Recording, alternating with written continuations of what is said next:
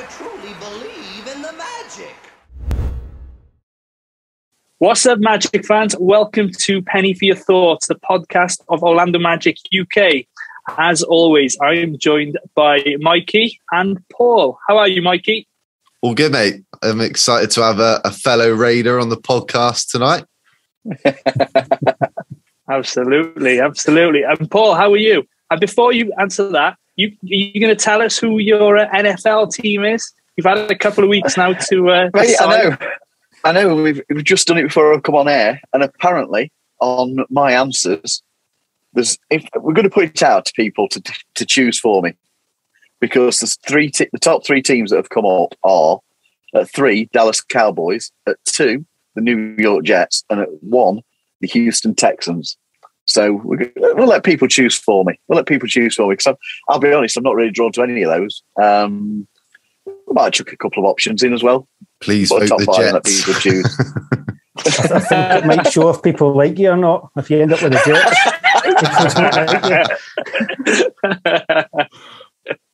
Well, I told you I've not heard of two of them. It was only the Cowboys I'd heard of.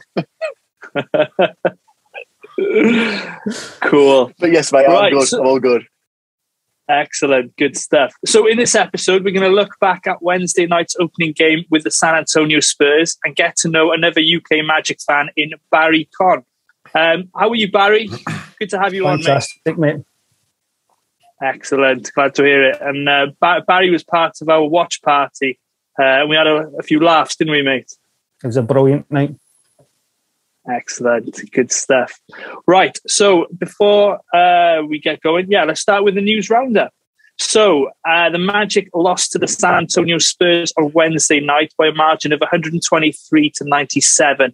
The Magic briefly led by 7 in the first quarter, but the short-handed ball club, playing without Gary Harris, Jonathan Isaac, Etuan Moore, Michael Carter-Williams, Chuma Okeke and Markelle Fultz, couldn't keep pace with the Spurs. My gosh, I didn't think we'd have this many injuries so soon into the season after what we had last season. Right, the more things change, the more they stay the same. Yeah, you're right. So the team's led by Mo Bamba, who notched 18 points with all starters scoring in double figures. Terence Ross chipping in 15 off the bench. And rookies Jalen Suggs finishing with 10 points on 3 of 14 shooting. And Franz Wagner with 12 points on 6 of 9 shooting. Wendell Carter Jr. led the rebounding effort with 8 rebounds in 19 minutes only. And we were somewhat beat up by Jakob Poeltl and Eubanks on the boards when Carter Jr. and Bamba were off the floor. Bit of an injury update. Chuma Okeke and Gary Harris are both listed as day-to-day. Harris was slated to play at San Antonio, however, was a late scratch due to a hamstring injury within the hour of the game actually starting. Etuan Moore with a knee sprain, Michael Carter-Williams, Jonathan Isaac and Markelle Fultz remain out. However, we did see a video emerging of Markelle on the floor probably about an hour or two ago now, and he looked quite good, didn't he? Did anyone see that? I did. Yeah, he did, mate. Yeah. I heard that he's doing kind of end-to-end drills. Yes, that's the word, mate. It is, mate. He's looking like he's getting closer. He really does. Once he gets cleared for contact, we'll be in business. And the last bit of NBA news is the NBA released its top 75 list of all time over the last few days, although they did release 76 players, which I found a little bit strange. Some notable snubs in there included Dwight Howard, Tracy McGrady, Vince Carter, Grant Hill, and Penny Hardaway. And for me, there was a few questionable choices in there, in Anthony Davis, Damian Lillard, perhaps. Any thoughts on the list, guys? Yeah, well, there's 2 big notable absences, and that's Dwight and Tracy McGrady. I mean, how they're not in there, like you said, G, over T-Mac and over Anthony Davis and Damian Lillard. Like, if you compare AD and Dwight up at this point, you could Dwight's clearly had a better career up to this point. AD might end up with the better career when he retires, but right now it's hard to argue that Dwight shouldn't not be on that list, which is a bit. I mean, it's all subjectful anyway, isn't it? So that's it. And T-Mac, look, he won 2 scoring titles. He spent the prime of his career averaging 24, 25, 26, 28 points a year. Yeah, I don't know. I'm a bit disappointed they're not on it, but it's just a list, isn't it? It is. Anyone else want to chip in on that before I go through the resumes of Dwight Howard and Anthony Davis, just to show how much of a travesty this is? Right, I mean, for me, look, I'm going to look down that list and go, who and who and who, because there's lots of players that were, I don't go that far back. I don't go anywhere near 75 years back looking at the NBA. I would agree that as much as I love Damian Lillard playing, he shouldn't be in that list yet. I think some of the players that we're talking about are going to be there come the NBA 100 list. Your Dame Lillard and Anthony Davis, it's hard to argue that they won't be there at that point, as likely as. But in the modern game, should we perhaps be looking at Kyrie? Should we perhaps be looking at Klay Thompson? Multiple titles, pivotal parts of teams that they've been involved in. But for me, if we're looking purely Magic-wise, then I think it's very hard that Dwight Howard, Tracy McGrady aren't in there. And I'm very surprised that Vince Carter isn't in there. That's a real big surprise. But yeah, everything's subjective, and I'm not going to lie, I'm not quite sure of what the criteria was for how they were coming up with it. But I would agree. Dame and AD are probably not there yet for me. Yeah. But anything to add? To be honest, I was thinking more along what Paul was just saying there. The names were exactly the names that I've seen all over social media. Also adding Vince Carter in there, that's the ones that everyone seems to be scratching their heads over. Yeah. So at the end of the day, it is subjective. People make a choice. We don't need to agree with it. Yeah. I think that's part of it, isn't it? That they come up with these things to create a debate, to create conversation. It's what it's done. Yeah, it has. I just mentioned there the resume. So Dwight Howard, 1-time NBA champion, 8-time All-Star, 5-time All-NBA first team, 1-time All-NBA second team, 3-time All-NBA third team, 3-time Defensive Player of the Year, 4-time Defensive first team, 5 times rebounding champion, 2-time block champion, and a slam dunk champion. You compare that, okay, Anthony Davis has got less than Howard. So 1-time champion, 3-time All-Star, 4-time All-Time first, 2-time All-Time defensive first team, 3-time block champion, and an All-Star MVP. But then you got Lillard, who's got 6-time All-Star, 1-time All-NBA first team, and 4-time All-NBA second team, along with the Rookie of the Year. So you compare it, and there's a massive difference there. So I think Dwight has been snubbed. You mentioned Tracy as well, Mikey. But one of the Magic UK guys, Gary Craggs, he started posting a few videos on YouTube. So if you have a look for him on Twitter, Craggs Speaks, he's done a very good 11-minute breakdown of his thoughts on the NBA at 75 list. So give that a listen. It's only about 12 minutes long. Support Gary.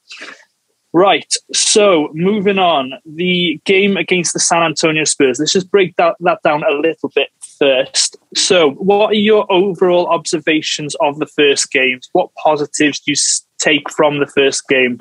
Mikey? Mo Bamba. Let's start with Mo, because he was the best player on the floor for us on Wednesday.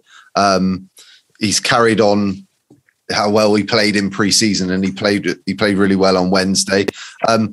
I didn't actually look at the box score until after the game, and forget all the points and block shots. It felt like when he was on the floor, every time the Spurs drove into the paint and were attacking the rim, he was either blocking shots, he was changing shots, he was forcing misses. As soon as he stepped off the floor, it felt like the Spurs had an open lane to the basket every time, and then we weren't rebounding the ball very well, and then they had open threes, and it just felt like later as the game went on, players' heads dropped and they weren't rotating. But without going into all of that, Bamba was fantastic. Let's start with that, and and we'll see. I think the only thing he needs to work on is learning how to stay out of foul trouble, because obviously we saw him leave the floor a couple of times with early fouls and quarters. But that's going to come as the season progresses. But he's starting to look like a player we can actually truly build around this early on. Any thoughts on Michael Carter Williams? Wendell Carter Jr. only played 19 minutes because I thought we missed an inside presence. We got beat up, like I mentioned earlier, by Pirtle and the other chap. Do you think he should have seen a bit more playing time? Maybe. I heard there was a possible rumour that he had a bit of a knock in the game. Maybe part of the reason why he didn't play as much. I mean, we saw it in pre-season, didn't we? With a couple of games, Wendell and Mo have got a good combination. They've got a good understanding when they're on the floor together. Again, when they both come off the floor and you saw them get replaced, it did feel like there wasn't that presence in the paint, and we weren't crashing the boards quite as well when they were off the floor. I'd expect his numbers to go up a bit more tonight when we play the Knicks. But there was lots of looks out there. There was rotations that we haven't seen yet. We didn't see it in pre-season because we weren't expecting them not have Gary Harris out there. So they're still trying to get used to playing with one another. There's a lot of stuff to clean up. It's one game. Do you know what I mean? Move on. It's in the past. It's done. Learn from it and get better tonight. Yeah. Any observations back on the game on Wednesday night? To be fair, I was going to say what you guys had said. I was massively impressed with Mo. I thought he was absolutely brilliant. You know, people talk about his engine, but to be fair, if he continues the way he's going, and for what I've seen in pre-season, it looks obviously as though Coach Mosley's put him in for an MOT, because that engine looks fine to me, to be fair. Do you know, it's hard to gauge because obviously losing Gary Harris right, before the game, I don't know how much that changed the game plan and how much that changed the rotation and messed up, potentially maybe what he was wanting to do on the night. Because like you say, I thought Wendell and Mo worked quite well when those two were off the floor. Not so much. So I think that's a real fair point, mate. That's a real fair point. What can I say? The game was very much like my mate's dating life. Started with lots of promise, ultimately ended up in disappointment.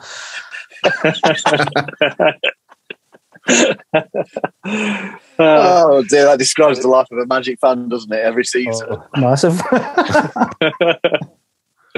So, Paul, what are your thoughts on Franz Wagner and Jalen Suggs' NBA debuts? You know what, Franz? I suppose there's a bit of an argument for him having been the player of the night. I would personally go with Mo, but I think Franz did a really good, solid job. He played really well for us. 12 points, 4 rebounds, 2 assists, a steal and 2 blocks. He had a genuinely strong game. He worked hard. He showed some really good basketball IQ. I felt every time that somebody looked to him, he was in a good position to receive the ball. When he received the ball, he got his head up and he was looking around he seemed to try and bring other players in and get good positions for them. It's not just about personal glory with him, it would appear. I think it was a couple of weeks back we were told by, I can't remember who it was that we had on the pod, Dan. And they said, I think it was Dan, that, this is a guy that everybody who knows about basketball is raving about because of it's the non-tangible things. It doesn't necessarily fill a stat sheet up, but he's also a guy that is looking to improve and give him chance to work with the coach and for the players to get used to his play. And I think that's what we're seeing. That we're seeing that as they're getting used to playing with one another, his game is improving. It's from game 1 of the preseason to where we are now. He's really improved on on the court on what we are seeing. So yeah, I was very pleased with him. I think it's a bit too soon for some of the overreactions on Facebook and Twitter again. That this is now Rookie of the Year contender, and I think the reverse argument of that is also true, that it's too soon to write Jalen off with his one game in the NBA. Because let's be fair, he didn't have his best game. We've seen him play better in pre-season than he played against the Spurs. That's not to criticise him. He just didn't have a great game. To be fair, Paul, he still got 10 points. He might have been shaking that stomach bug off still that he was out for a few games. Exactly, pal. And you know what? He still contributed 10 points. He still tried to play. He was still trying to get his hands into passing lanes and trying. He got a steal, but he just didn't have an impressive start of a game. 3 turnovers, some poor shooting, really poor percentage, and he actually had the largest plus minus, the largest minus of minus 13 of all our players in the column. But you know what? He wasn't alone in having a poor night. I didn't think any of the backcourt played particularly well. I don't think Cole had a great game. I don't think, and RJ definitely didn't. So he wasn't alone. And how much of that was down to, like you've just said, Mikey, coming back from illness, but also they faced a very active backcourt. And was it Murray? Dejounte Murray? Yeah, he was all over him. Yeah, he was Eric all White, over him. Yeah. They put a lot of effort in. I expected us to be closer to them in the game than we were, but you know what? Jalen will have better nights. It's one game, move on, and you have to learn. You have to take the lumps to learn from them. I think you put the comment in the Twitter group, G, after the game that you wanted, and I completely agree with you, because I was thinking the same thing watching the game. Was we want to see Jalen with the ball in his hands a little bit more? That's what I wanted to see. The one thing I want to see from Jalen, which was an issue on Wednesday, and I remember reading or watching some YouTube scouting videos during the draft process. You do need to get a life, pal. I know. No, but I remember them saying one of his weaknesses in college was actually finishing in around the basket, and he did miss quite a few layups. So I think that's something to keep an eye on as the year goes on. He likes playing with contact, Jalen. You could see that he was getting bashed around a few times on Wednesday, but I think if he can improve in his efficiency finishing around the basket, I think that's gonna really open the floor up for him. I would say, mate, it's one game, isn't it? Exactly. It's one game. Let's write him off after one game. It's ridiculous. It's ridiculous behaviour. So expectations. Now we've only had one game, like you said, but with the new coach as well, there was a lot of young players. Should we be lowering our expectation for the forthcoming season? We all said, in around the 25 wins the other night. Should we be, lowering those a little bit, or was it just one night? Barry? It's hard to say, mate. This is a very, very young team. It's a very, very inexperienced team. And I think, to be honest, that's what showed on opening night. You get 2 rookies starting for the first time. You only get your first game once, and that's it. They got their feet wet. I did feel that Jalen got quite the welcome to the NBA with the more experienced people going, welcome to the game, wee man. This is how we play. He's only going to learn for that at the end of the day. And it's the same with what's going to happen with the season. I think we've got to be realistic. It's the same, I suppose, with most seasons. It's head versus heart. The head tells you one thing. Your heart's thinking, no, we can win every game. Yeah. Any thoughts on the coach, guys? Any comments on the coaching from what you saw? For me, I think, again, we've said this on previous ones. Like the way he talks to players. Love how he gets his arm around a player. He's talking, and they appear to be engaged and listening to him. Got the challenge right. So he got his first challenge in, won that. Like that.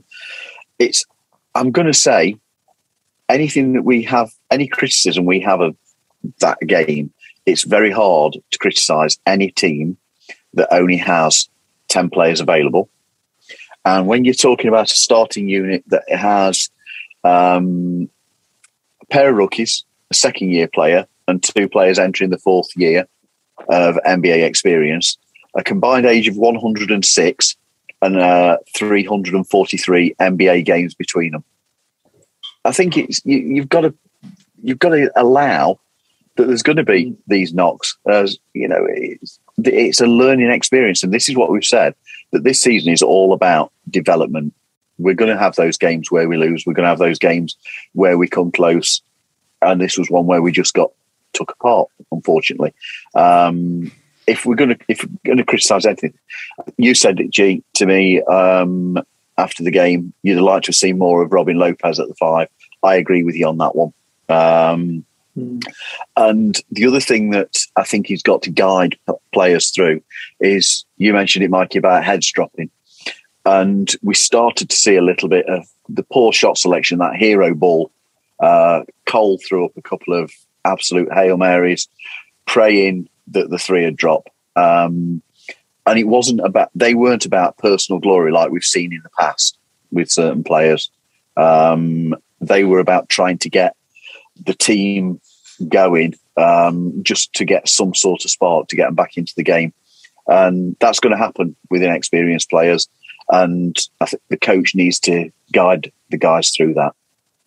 Was it they said at the start? They started with what, 2 20-year-olds, a 21-year-old, and was it 2 23-year-olds? Yeah, average of 21. Yeah. Yeah, and then you're thinking, combined age 106. I think Mo was your oldest guy on the court, and I mean, how many games has he played? I know he's been drafted a few years, but how many games has he played? Yeah. I think it was probably about 1,000 point the other day. I wrote it down. Probably about 100 games in 3 seasons or so. He's had a few injuries and a season and a bit then worth of games. Yeah, and he's your oldest player in the court. Yeah. I think looking at two of the 3 big issues we had on Wednesday, which was rebound the ball defensively and stopping the Spurs getting second chance points. They're 2 really fixable things that you think they should be able to put right quite quickly, especially if you get Fultz and Isaac back, because Fultz is a big guard. He's a good rebounding guard. Isaac can rebound the ball as well. They just got to box out better as a unit and finish I think Jeff Turner said it on the broadcast. You got to finish the play. You got to grab the rebound and I think because it kept happening, they were sort of, I won't even say they dropped their heads. I think you just lose that energy a little bit on the defensive end, scrambling and rotating and getting out to shooters. I just think they're 2 really fixable things. I think the turnovers is going to happen with a young team, isn't it? Especially when they're not used to playing with each other that much at the moment. They're still trying to learn Coach Mosley's rotations and the plays that he's calling and where they need to be at certain points on. So turnovers we hope to see come down as the season goes on. And like we said, if we can get Fultz back and get some of the vets, that's going to help steady things and settle the young players down as well. But it's 1 game. Do you know what I mean? We don't need to. It's quite funny because I was watching that game on Wednesday and the lead sort of, what was it, in the 3rd quarter, the lead really sort of ballooned to 20 odd points there. And towards the end, to be honest, it was a disastrous end of the 3rd, start of the 4th, wasn't it? Yeah. And to be honest, I was sat there because I spoke to G and you were quite like, afterwards, weren't you? And I was like, do you know what? There was plenty, there was still good things to take from that performance that we can move forwards with. It's going to be a season like this where we've got to focus on the positive things more than the actual end result and how many wins we end up stacking. I mean, like I said, if we can win plenty of games, that would be wicked. But like I said, I think we need to come out of the game thinking, right, what did we actually do well? Like I said, we had some players that stood out. There's been a lot of negativity on social media, as there usually is anyway, and I'm not even going to get into it because I had to bite my tongue the other day when I was on it. But, I felt like going, see, you take any team in the NBA and you said, you know what, I'm going to take your most experienced playmaker off you. I'm going to take your best defensive player off you. I'm going to take another 2 or 3 really experienced vets off you. 6 months after you've traded 3 of your most experienced and best players, and I'm going to just give you a bunch of really young and experienced guys who are playing under a new coach in a new scheme and see how you get on and think, it's not exactly a recipe for success. It's going to be up and down. We're going to have these things, but long term, we're moving in the right direction, I think. Yeah, good point there. But one thing I don't want to be negative, but I was a little bit disappointed with Mosley's offensive sets. I went back and looked at it, and it was all motion and handoff plays, no set off screen plays for Terence Ross or spread pick and rolls. It just felt, I don't know. It took 6 minutes for the first pick and roll or so in the first quarter. I just was expecting a little bit more. Now, that could be down to continuity and not having Gary Harris in and having to, just go on the fly.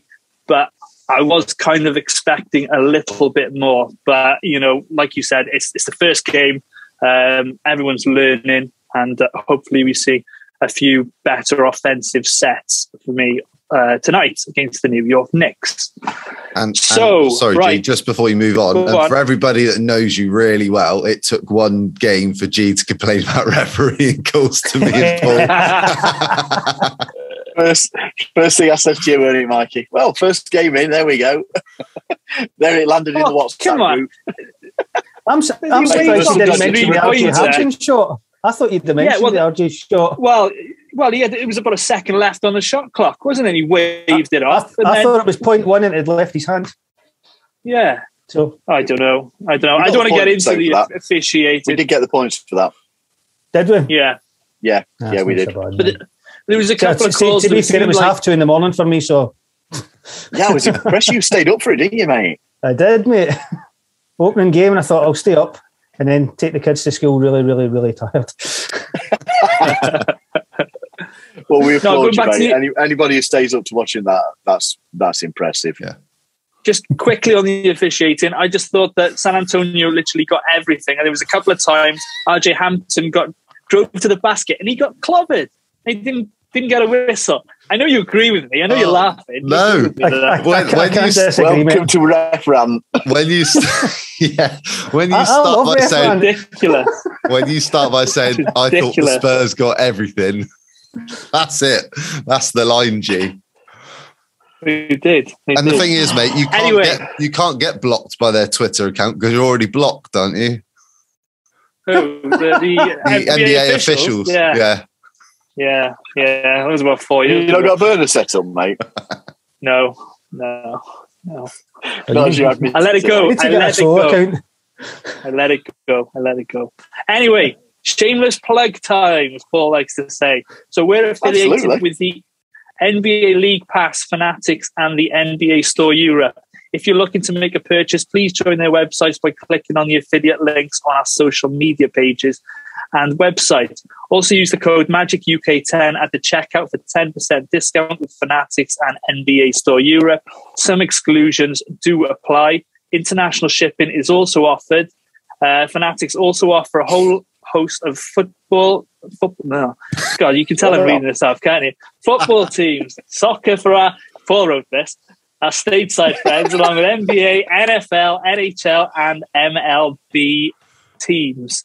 By doing this, you just help us in paying for the website and what we bring you. So let's move to our next segment, and that is the guest segment. So, as you know, Barry is from, well, you don't know, Barry is from Airdrie in North Lanarkshire, Scotland. He's an avid Glasgow Rangers and Las Vegas Raiders fan, as well as the Magic. So let's just get to know Barry a little bit more. So, Bar, can you tell us how did your Orlando Magic fandom start? As a young kid, I liked just about any sport, anything that was competitive. I watched it, and I think I was up watching late night Channel 4, and the NBA came on. I thought, oh, what's this? I like that, so I started to get into it, and then I noticed that everyone round where I stayed, kind of around Glasgow, were a Bills fan, or NFL-wise, they were a Winers fan or a Cowboys fan. And I thought, right, okay, I am going to make sure I get my way to find out the team that's the opposite of these teams. So the Raiders, everyone hates in the NFL, and I thought, well, that's the team for me. And then the Magic, I thought, to be fair, actually, I looked, who's the biggest threat to the Bills in the NBA? And at that time, the Magic were by far the biggest threat. to the Bulls. So that was me. Plus, to be fair, I really like the jerseys as well. So it's like, no, that'll do me. Awesome. Have you been over to Orlando, mate, to see any games? Or I haven't yet, mate. I'm hoping to get over with the kids to go to Disneyland. Well, I say I'm going to go with the kids to go to Disneyland. I'm going to go and see the Magic, and I might take the kids to Disneyland as well. If the wife asks, I'm going to Disneyland. Tell them what they want to hear. There's nothing wrong with planning in a bit of a hobby whilst you're there. Nothing wrong with that. That's it, mate. I'll just make sure that I'm going one of the weeks where we're at least home twice. Yeah, you've got to do it, pal. You've got to do it. It's an experience. It's a great experience being in the arena. Desperate to do it. But right, so since becoming a fan, what are your two favourite moments, mate? What would you put as your favourite moments? Do you want to have a wee think about things like this? You know, when I started getting back in, I was trying to remember all the games. I used to try and stay up to watch the late games. And one of the games that I did get to watch, because there wasn't that many on in the 90s in Britain, was the Bulls Magic game. And I watched Penny, absolutely. I don't care what anyone says, school, Michael Jordan, for that game. In fact, my favourite one is he's going by him, and I can't mind if it's Geraint or something goes to come towards him, and he waves him off. He's like, I don't need you. I don't care if it's Michael Jordan. I'm going round here, and I'm going to fade this right over his head and score. And he does. And I just think that is brilliant. He's like, you don't care if you are who you are. I'm going to do what I'm going to do, and there's nothing you can do about it. And that's what it's just because he waved his teammate off. That was literally, he's just like, I don't need you. I'll beat him. And he did. And it's aye, that was me. That was me hooked on Penny for then. If we're going more recent, probably DJ Augustine scoring against the Raptors was just cold, honestly. I was just awesome, honestly. I'd watched all the build-up, and it's like the Magic have got no chance. The Magic have got no chance. The Raptors are just going to sweep this team. And it's the whole next day, I was just like, are they? Are they really? Seriously, aye? They getting swept, are they? So, no, loved it. Brilliant.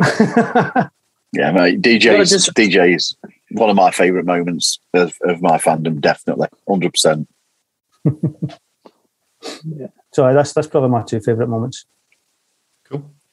So what were your thoughts going back to the trade deadline in what was it, March? I can't remember when it was. Yeah, March. March, yeah. March 25th. Yeah, when the Magic decided to move on from Vooch, Gordon, Fournier and go young and get a load of draft picks, what was your first thoughts when you saw some of those moves come through? Do you know, two of them weren't a surprise. Obviously, we watched the team. We've got an idea. When I seen Vooch come through first, I just about fell off my chair. And I had to actually read it twice, and then I had to make sure that it was actually Woj's account and not some random guy just, going for a joke. Didn't see that one coming at all. I didn't see Vooch getting traded. But looking back and thinking, if you keep him, you probably win at least another 10 games. So you're nowhere near getting, a lottery pick or a low lottery pick with him in your team. Yeah. So I can kind of, if they'd made the decision to start fresh, then I totally get why they did what they did. But it was a painful one because, at least two of those players I really liked, and I did not want them to go. And you can just guess for yourself what two of the three I was bothered about leaving and what one I wasn't that bothered about leaving. But no, I was quite shocked, but I totally get why they're doing it. At the end of the day, we'd lived in, I hate using the word mediocrity, but mediocrity for a while, sneaking into the bottom of the playoffs every year. We're a good team, but not a great team. We don't inspire fear in anyone, but we have got guys that can do it. But, were you going to win a championship with that team? Probably not. Even if they were healthy, I think it would have still, it's still been a big ask, So I get why they're thinking, we're going to have to just start from scratch. This experiment's been successful to a point. You made back-to-back playoffs. That is a level of success. But as it is where you want to be, obviously it's not where the Magic want to be. So, mate, with the button pressed, this rebuild's underway. Mm-hmm. How do you feel about it? How do you feel we're doing? And what do you feel that we'll need to take the next step? I like what we're doing. I like the fact that he's went with the youth.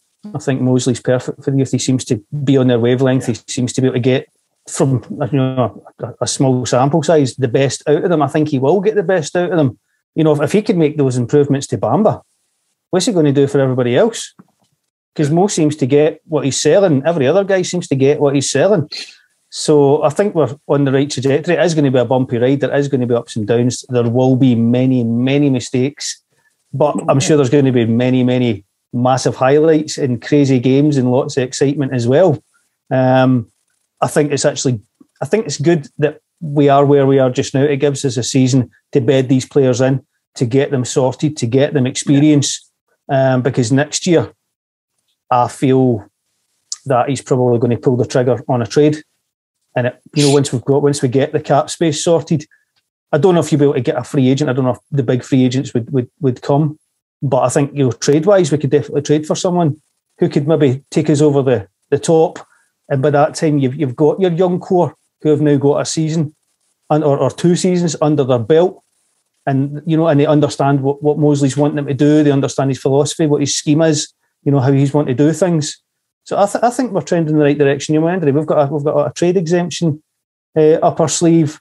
We've got cap relief coming really, really soon. We've got a team full of massively talented youngsters with a couple of savvy vets. It's going the right way at the end of the day. We're not in win now mode, but we're definitely, I would like to think we're in win in the near future mode. Yeah. So I'm going to open this up to everybody because we haven't actually discussed this bit, but I'm going to ask Barry first. So which Magic player do you think will finish the season as the Magic's top scorer? And which player do you think will be the most improved? Do you want the head answer or the heart answer? Whatever you think. Whichever one you want, go with both. My head tells me it's going to be T. Ross. My heart tells me it's going to be Big Mo. Okay. I'll take that. Most improved? I'm going to stick with Bamba. Yeah. Boys, what do you reckon? Yeah. We all in agreement? I'm with Barry on definitely most improved being Mo. The guy just seems to be ready and want to take that step. And, I've not always been the greatest fan. Loving it. Loving to see that change. Mm-hmm. Really am. Top scorer. God, that's hard. It's hard. Because you would think T. Ross would be up there, but he might not be here by the end of the season. Might. Yeah. Do you know what? I'm going to go with Cole. I knew you were going to say Cole. Go with really? Cole. Okay. Yeah. I bet Mike can guess who I'm going to go with. I think you're going to go with Markel Fultz, aren't you? I am going to go with Markel Fultz, and I'm also going to agree with Mo Bamba for most improved player and an NBA most improved player also. Okay. I think he could well be in that conversation. Agree. Definitely. And in fairness, Mo Moonsey, hoop genius, he put Bamba in his top 3 as well. So, hopefully people start taking notice of it. Well, right now... So how about you, Mikey? Most improved, I think it's an all-round, isn't it? We're all going with Mo. That, honestly, leading scorer, I don't know. There's part of me thinking, I don't know, there's 4 or 5 players you could go with.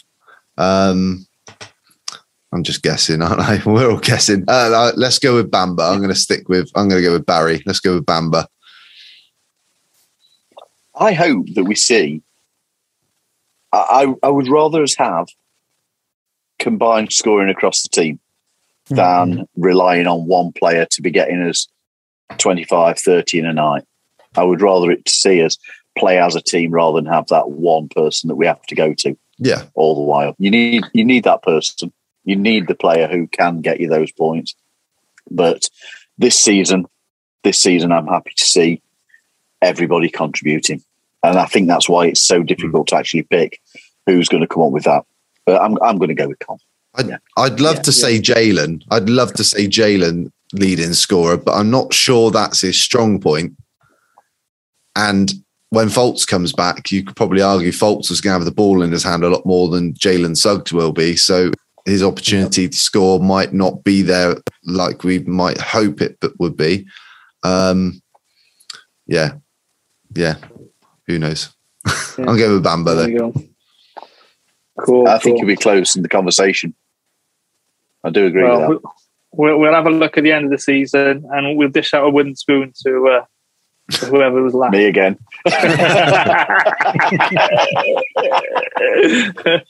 You can send him a Welsh love spoon instead, G. Hey? So, Bat, who are your favourite players all time and current? And then double part of this question, what's your favourite jersey? Favourite Magic player or favourite player? Favourite Magic player. This is not all in. People want to know, so throw it all in. To be fair, Penny's probably my favourite player and my favourite Magic player. I just think the guy was absolutely ridiculous. I'm going to put it out there. I think he was better than MJ. If it wasn't for injuries, I think he would have proved that he was better than MJ long term. I don't care what anyone says. I'm going to say he was better than Kobe. Don't care. Love Penny. Just the guy was just ridiculous. Close second Magic wise, actually, I really like Grant Hill as a player. Honestly, I think Grant Hill, again, without injuries, was just ridiculously talented. Shockingly talented. And again, injury waylaid that guy's career as well, but he was just ridiculous. And kind of non-Magic, I was kind of an Allen Iverson fan. I thought he was just awesome to watch. Current, it's hard, because I really like a lot of players in the team, to be fair. I genuinely do. I really, really enjoy watching this team, as much as it can be painful at times. I love the guys in the team. I'm going to go Big Mo. Love Big Mo. I so want him to succeed and do well. I really do. But I really like Cole and Kell as well. But it's hard to pick one, honestly. I think this team, this squad, is awesome. I really like them. But if I go on, I'm going to go Big Mo. And your jersey, mate? This one. I mean, see it. Pinstripe. Oh, black pins. The black pinstripes. I think it came out around about 94, 95. It was that's the 89. My first jersey as well. That's the 89 jersey, the first row jersey. Yeah. I say, my 94 one would never fit me now, mate. But no, the pinstripe. I think I did the pinstripe for a good 4 or 5 years. I loved the black one. I did have a bit of a soft spot for the blue one as well. Yeah, Glasgow Ranger colours, mate. That's exactly. I thought you go for the blue one. so, whilst we were just talking about the favourite players, let's just. I don't think we've ever talked about this ourselves. So, Mikey, Paul, who are your favourite current players? Player across the NBA? No, on the Magic. Oh, don't do that, me, Paul. Don't do. You're going to say one guy. You're going to say DJ Augustine, boys. I love DJ. I thought DJ was great. He just had a spirit. He came out to play, and he was underrated for it. Current player, I just get excited when Cole's on the court. I think the guy's got an energy. I really want, like Barry said about Mo, I really want to see him do well. I really want to see him have success. So yeah, current team, current player, Cole. Current NBA, across all the NBA. He's going for it. Steph. I'd pay obscene money to see Steph Curry. Yeah. Yeah. What was it, 45 he put up last night? Did you see the 45 he put up against the Clippers? Yeah. Crazy. Yeah. Crazy player. He's very good. I still got to stick with J.I. I'm still sticking with J.I. as my favourite player. I just really, really, really hope that he comes back healthy and he can put all his injuries behind him. Because Like, I had a friend come over the other day, and I've actually got friends, believe it or not. So stop pretending. Yeah, we weren't over there, Mikey. And he was asking me about when we went. We only tolerate you. I know. Because you can edit all this together. And he was asking me about a playoff trip we went to in 2019. And I was showing him like what the atmosphere was like. So I went back on League Pass and showing him like the first like 5-10 minutes of that game against the Raptors when we were there in game 3. And like JI's impact on the floor is massive. When he is healthy, he is huge, especially on the defensive end. And we all like explosive players. We all like exciting play. That's why Paul likes Steph Curry. He likes seeing him shoot threes from the logo. It gets you off the floor, gets you off the chair. I love watching JI blocking shots, and you think of big blocks in the past, so like blocking Embiid and putting him on the floor. And yeah, I don't know. JI is he's the most exciting player defensively for me. So yeah, that's who I'm going to go with. But we all like Cole a little bit, don't we? We like Cole's attitude and his demeanor. Yeah, true. You all know mine is Mark Al, so let's just move on now. So, right, so it's Paul's favourite part of the show, where Mikey has to tell us about the Jalen Suggs competition. Over to you, Michael. Thanks, mate. Appreciate that. So Fanatics and the NBA Store Europe are giving us away.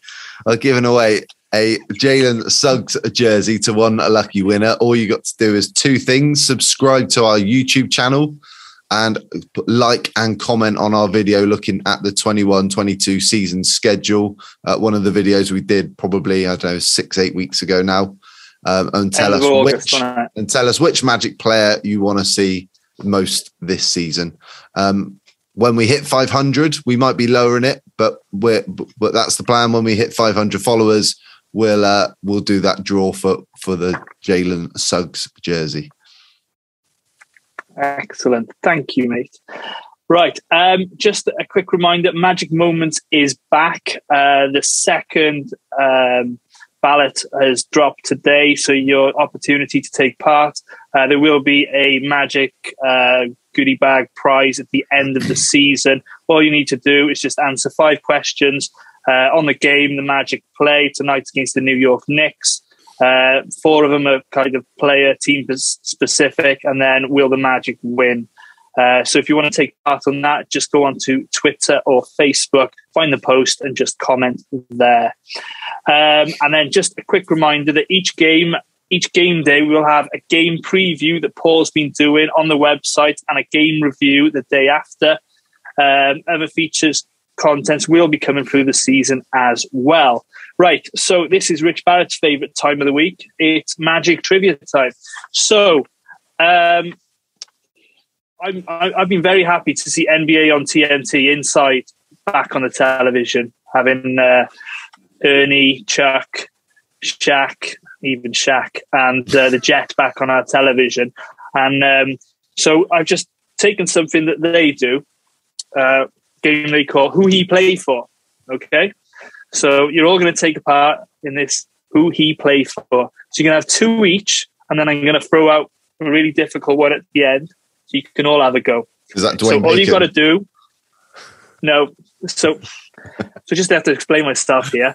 So I told the boys before this, I said, I've got this Who He Play For game. Mikey said, what was it, Paul? One of the Paul boys said, Dwayne Bacon. He's no longer on a roster. And here's me thinking, right, that's ruined one of my questions. Anyway, I've got a few reserves. Is nobody not an answer? No. Nobody is not an answer any longer. No. So I will let you go first, Barry. Okay. Start low, mate. Start low. Who he play for? Steven Adams. Memphis Grizzlies. Is correct. Yeah. Tick there. Of course, he was traded from the New Orleans Pelicans. There's the pressure, Paul. Feel the pressure, mate. Yeah, right. I'm worried now. Paul, Grayson Allen. he is playing at the Bucks. He is playing at the Milwaukee Bucks. He was traded from the Memphis Grizzlies to Milwaukee this offseason.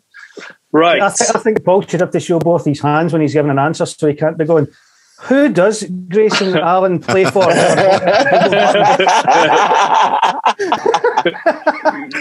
I had to think. I tell you what, I had to think about. I actually watched the Heat Bucks game, and I was thinking, I'm sure he was in that one.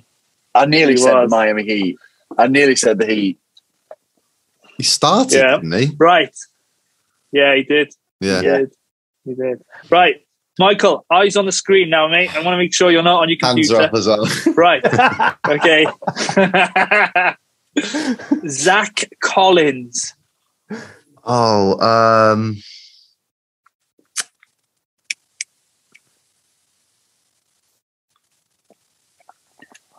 I think tough one on this one. I know the answer to that one. Don't give him a clue. Isn't it in the same division as us? No, it's not what I was thinking of then. that was John Collins of the Hawks. It was, yeah. It's his brother, isn't it?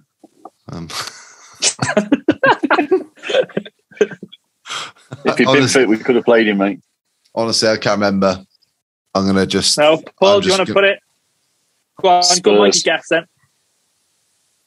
Oh, was he hurt, was he, on Wednesday? He was. Not expected to make his debut until Christmas. That was very, very sneaky, G. I'll take my hat off to you, mate.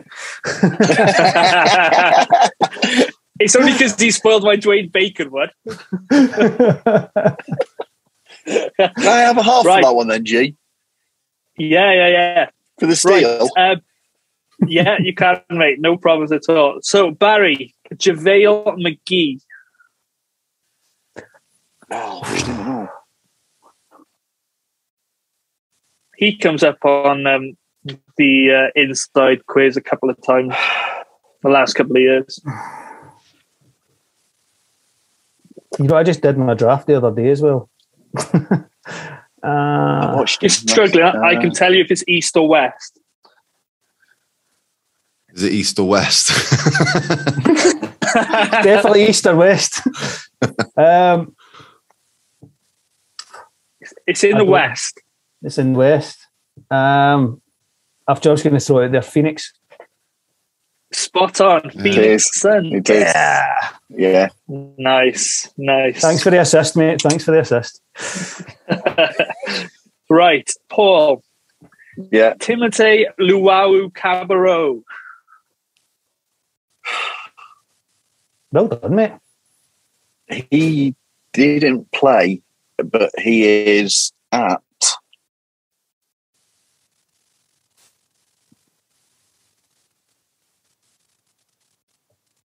Oh. He got mentioned in a commentary I was watching. What game are you watching?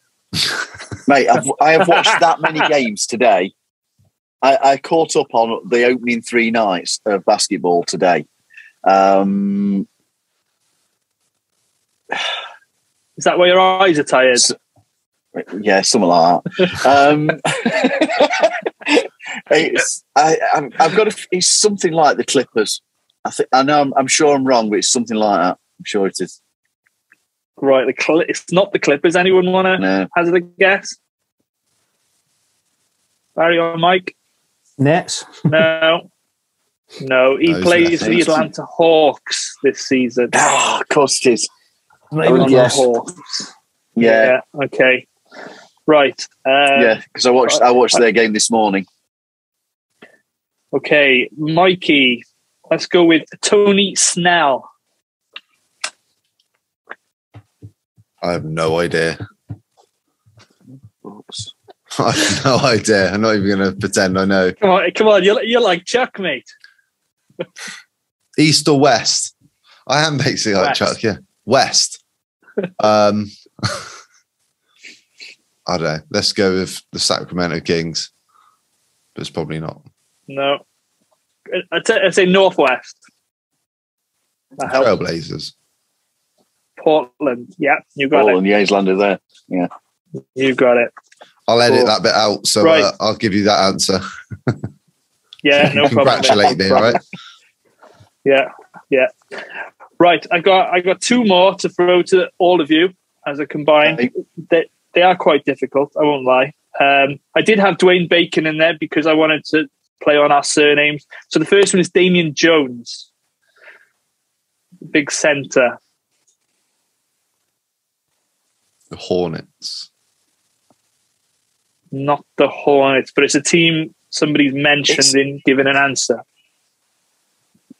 Jones. The Kings.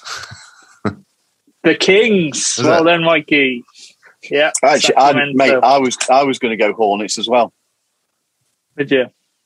Yeah. Yeah, I was looking to see where Gary Clark was, and he was not on a team. And of course, Dwayne Bacon's not on a team anymore. And I thought I got to get the Jones in. Sorry, Bar, there wasn't a Con in the in the league, so I did try. And the last one, then you could do a name a ref segment. Yeah. Maybe the boys will do that next week. Thomas Satoransky. Any ideas who he played for? Didn't we see him in pre-season? No? Was it the Pelicans? I think he's gone to the Pelicans. He has gone to the Pelicans. Get Well in. done. I just need the harder ones. The easier ones are too easy. Hey? If you know, you know. Absolutely. So well done, boys. Hope you enjoyed that. So Good we're one, Jake, recording like that. our... Brilliant. Thank you, mate.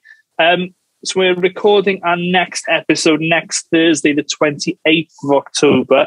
So before then, we have 4 games. So we play the Knicks tonight, so it's Friday night at midnight tip-off at the Amway Centre. We then travel to Madison Square Garden on Sunday night for another midnight tip. We play the Miami Heat at it's not called the American Airlines anymore. They've changed the name of it. On Monday night, Tuesday morning at midnight start. And then we play the Hornets in Orlando Wednesday night, Thursday morning, midnight tip. So we'll forget our predictions from last time because we predicted 2 games and there was only 1 game before the pod. So predictions for the 4 games. Barry, how do you see us doing? 2-2, mate. 2-2. Confidence. Okay. Optimistic. Like it. And which games do we win, mate? I think we'll win one against the Knicks.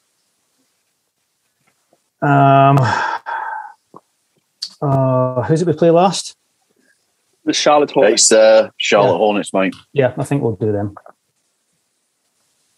Cool. Paul? Hart says 1-3, which is far from my usual sort of Hart prediction. Head is actually kind of going a bit towards the 0-4, but I'm never one for seeing teams beating you twice on the trot. So I do kind of think that we could actually nick one against the Knicks. Sorry for the bad pun. They're going to be hard. Great starting 5. No injury concerns. Yeah, let's say we'll take one against the Knicks. I think Charlotte will have just too much. They've got a strong starting 5 and Terry Rozier to come back as well because he's only day-to-day. He's likely to be back. So, yeah, go 1-3. I hope so. He's in my fantasy Mikey? team, Terry Rozier. Yeah, he's due back, mate. I'm also going to go 1-3. And when we recorded on Monday, I said we'd beat the Knicks. You two said 1-1, and I said we'd lose to the Spurs and beat the Knicks. So I'm going to stick. You did. You could have one for that first one. I'm going to stick with us beating the Knicks If we beat the Knicks tonight at home. So that's the 1-3, and then and then you got 2 tough road games, and then the Hornets, who, they're going to be putting up points. So yeah. You need to change your magic moments, then, mate. Why? Did I You put put us no? to lose tonight. All right, I'll do that now. Hold on. Yeah, but I thought if I put one to win and one to lose, I'm going to get one of them right, aren't I? So yeah, true, fair play. I'll go 1 and 3 also. I think we're going to pick something up this week, be it against the Knicks or the Hornets. I can't see us beating Miami after Miami dismantled the Bucks last night. They took them apart, didn't they? Yeah, it's rather worrying. So yeah, for lots of reasons. Not looking forward to that game. Yeah, so let's go 1 and 3. Either shock the Knicks at the Garden or beat the Hornets. For some reason, I don't see us winning tonight. So before we finish, G, I just want to say big thank you to everybody who took part and got involved with our good luck message video that we put out on Wednesday on opening night, and to everybody that shared and retweeted the message and viewed it. I think it's had 3,000 or 4,000 views, which is really cool. And we've had Markel Foltz and Jonathan Isaac both got involved and liked it and shared it on their own pages. So yeah, there we go. That's why they're our favourite players, Mikey. It's that's not the only reason, but yeah. I need to badger Cole now, don't I? We need to put it up again actually for tonight. Just as it's the home opener, we all do it again. Yeah, put it out again. Yeah, we should. Yeah. We should. So thank you, Barry, for joining us. I hope you've had a good time, mate. Excellent, mate. Awesome. Been good it's to always have you, good mate. to interact with you. So keep it up. So thank you for watching and listening. Please subscribe to the podcast and hit the notification button so as not to miss any future episodes. You can find all of our links in the podcast description and also on our website, orlandomagic.uk.com. Please leave your comments and questions. We love hearing from you. If you aren't already doing so, please make sure you follow us on Twitter, Facebook, and Instagram. From all here at Orlando Magic UK, I don't know why Mikey's laughing. Go Magic!